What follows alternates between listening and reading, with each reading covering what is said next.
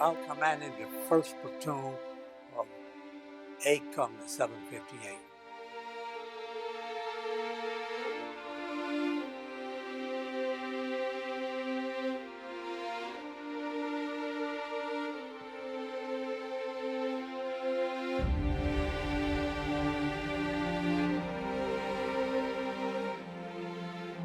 Commanded 5 tanks, and I can tell you about the tank that I served most of my time in was an M5 light tank. We went to all different places. Wherever they needed a light tank, that's what we went. We went up into the mountains, the 10th Mountain Division.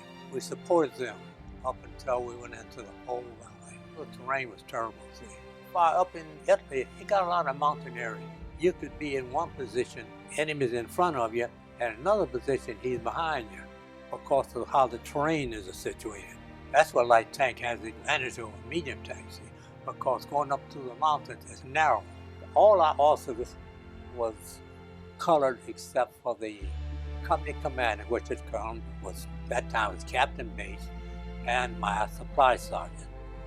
And they were good. They were real good people. In a tank, you got the leader of the platoon, and in the 3rd tank, you got his assistant. And so we would get together and go up and find out what outfits are out in front of us, who needs support, and which way we would have to go if we were going forward or retreating.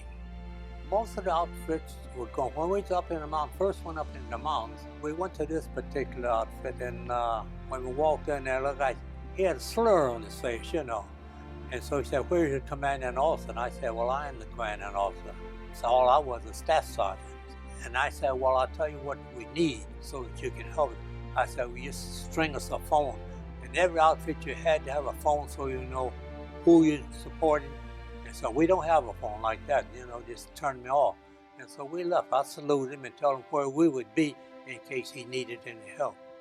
So that night, the Dusky, they called the Germans, they rained in on the area, and the next thing we know, they were stringing us a phone.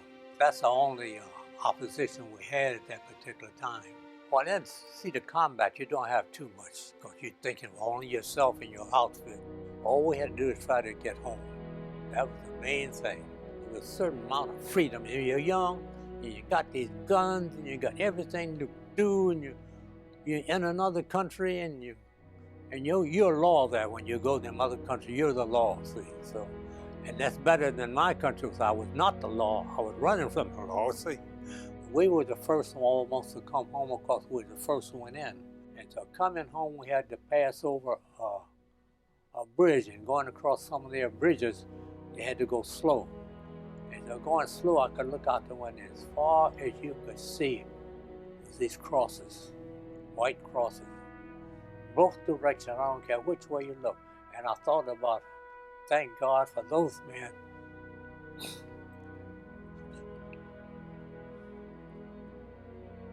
Their sacrifice.